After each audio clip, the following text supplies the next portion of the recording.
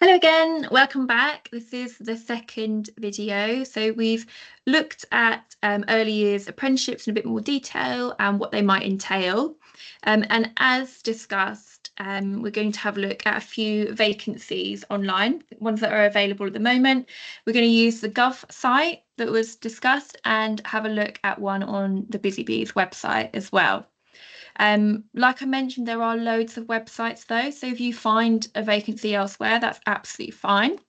But we find that generally the Gov site is the most user-friendly, really, and it's great that you can also set up alerts and set your distance as well using keywords. So this is the one that we find the most helpful, really, but there are plenty to choose from. So we have a look at the Gov website first. So the website is www.gov.uk/apply-apprenticeship. If you pop into Google, apply for an apprenticeship, this Gov website will come up and it will be one of the first ones that comes up.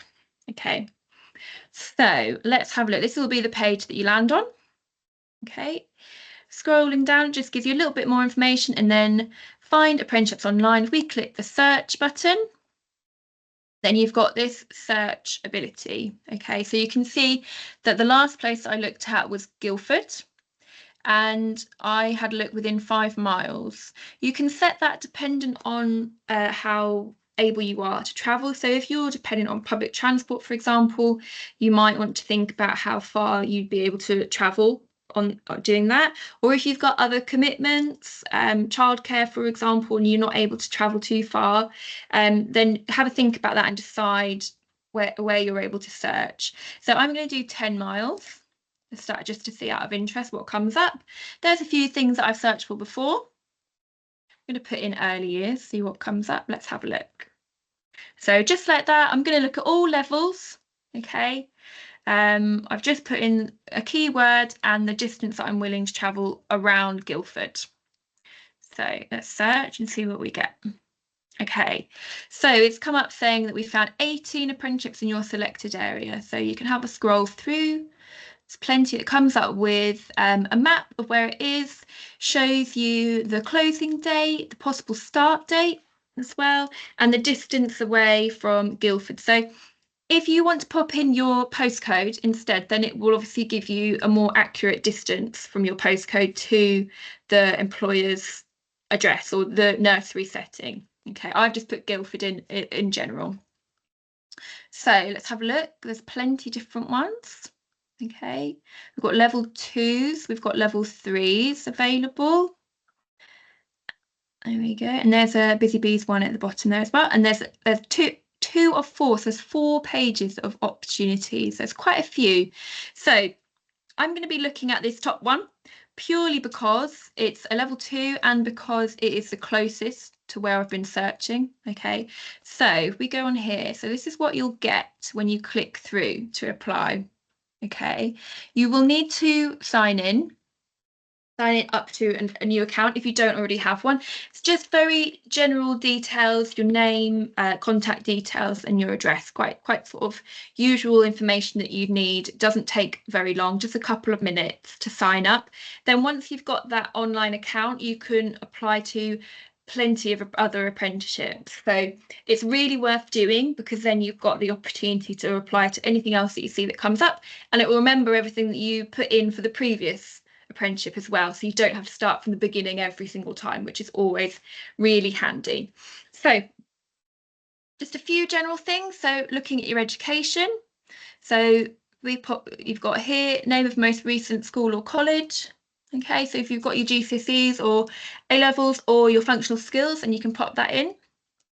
Do you have any qualifications? And then again, if you're doing your GCSEs and you don't yet have your grades, then you can put in your predicted grades. So we click yes, then it will come up and ask you to pop those things in. Okay, and save as you go. Any work experience? So again, if you haven't been employed previously, then just keep that as no. If you have, then you can pop that in. Okay, and again, save. So quite sort of usual things on your application as you might do for other websites. Any training or courses that you've been on that might be helpful to the role, so you can pop those in there as well. And then it will give you a bit more information about what the employer wants. So skills that they're looking for. So you can tick what you feel that you have. Ideally, obviously, you tick them all, to be honest. That's what they're looking for. And then on here, you've got the opportunity to give a little bit more information about how you do meet those skills.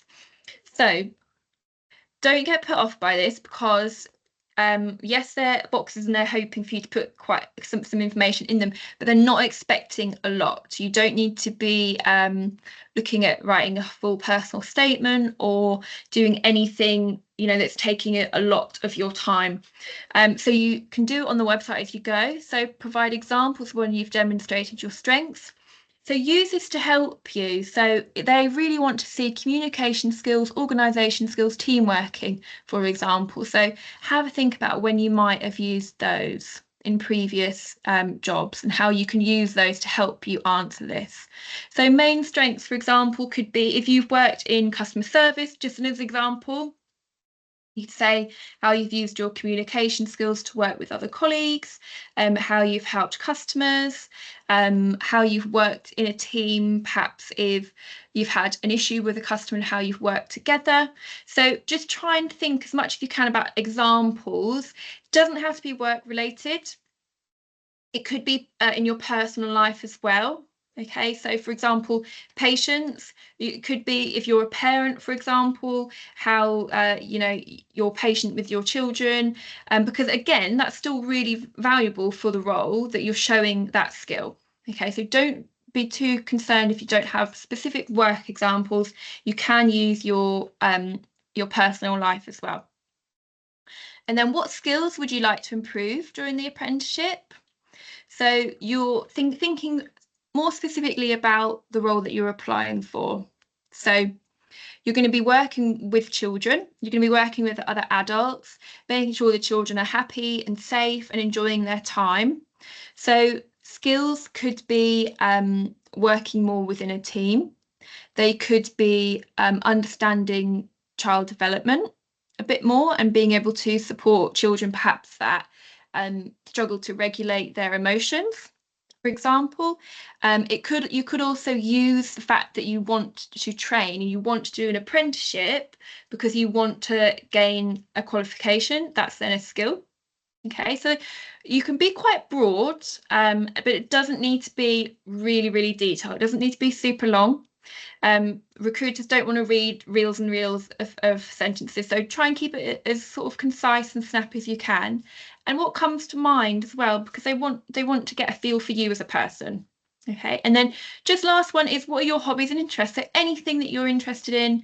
It says as well, include any personal achievements. So anything that you're proud of, anything that you're into, basically. Okay, and then the last bit, we've got equality questions, just the last bit there, and then save and continue. Once you've done that, it will ask you to upload a copy of your CV, and then you will be able to submit your application off, and that is the end of the application. Okay, so that is how it works on the Gov site. So if we just have a look at Busy Bees, an example, I'm going to do it directly through their website. If you find a Busy Bees vacancy through the Gov website, it will just direct you to Busy Bees website.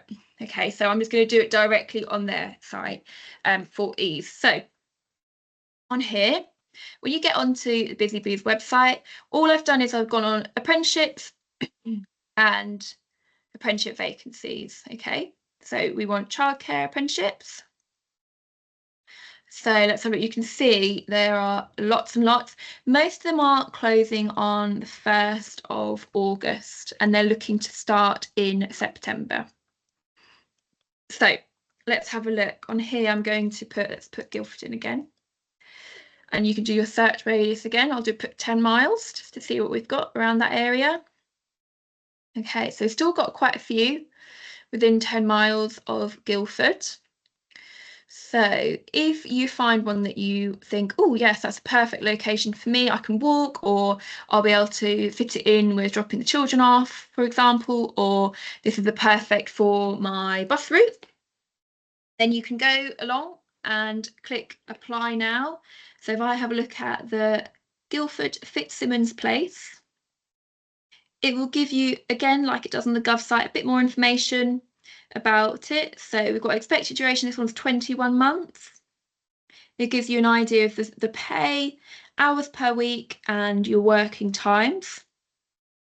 Okay, so scroll down. It gives you a bit more information again about what the level 3 apprenticeship is about, what they're expecting, and what you can expect. And if you think, yeah, great, that sounds awesome, I want to apply, click to apply. And it will take you to their application form. It's important to note, though, that on this website, it doesn't track that you've come through a specific setting. So it won't track that I want to apply for the opportunity in Guildford. So if we go through, it will later ask me which opportunity I'm looking for. So just to bear that in mind. Okay, so similarly to the Gov one, you've got general information, general details that they just need to add you to their system and to be able to consider you. Okay, so address, usual bits and bobs. So application type. So it does give you a bit of information here. Okay, so you're looking at an apprenticeship vacancy, so you just need to select that. Okay, and then it says here, if you're applying for a vacancy, which setting are you looking to apply for? So I know that I was looking for Guildford Fitzsimmons. I'm gonna pop that in there. So they're aware where I'm looking for. Okay. So it was a early years, it was a level 3. Ah, here we go. Early years educator level 3. Perfect. April 2024. Fab. Okay. Okay, here we go. This is more like it will be able to help me with the address. So let's see if we can find it. So I was looking for Guildford. There it is, Fitzsimmons Place. That's the one. Did I spell it right? Oh, I did just. Excellent. Okay, so pop it in there. Okay. If it doesn't come up for any reason, then you can pop in the extra details here. Obviously, you might not know all of those things, so you can put NA, not applicable if you're not aware, but they should all come up on that search. So here, this is a bit confusing, I think, because it suggests that if you're currently employed, you need to fill all of this in. However, because Busy Bees are also a training provider, they're only asking you this in case you currently work in a nursery setting and you're looking to sign up to an apprenticeship to upskill. So you're looking to join their training, but you're not looking to join their setting. Okay, so if you're applying for a specific role at Busy Bees, you don't need to worry about this if you already have a job. If you don't already have a job, obviously you still put NA. Okay, so don't worry about filling all of this in. This is more for them in terms of if you're joining their training program. Okay, so don't worry too much about filling all of those in. Unfortunately, all of these things, because they've got a red asterisk, you will need to select something. Okay, but you can select not applicable. Okay, so we've got all of those bits and bobs. And then you will need to select your ID.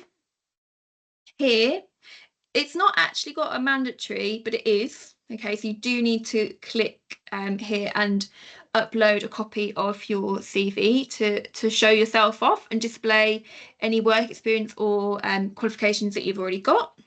Okay, and they do ask for a bit of clarification on your qualifications. So if you've got your GCSE, then you can pop in here, whether you're working on letters or numbers, depending on your age. You could pop that in there. Okay.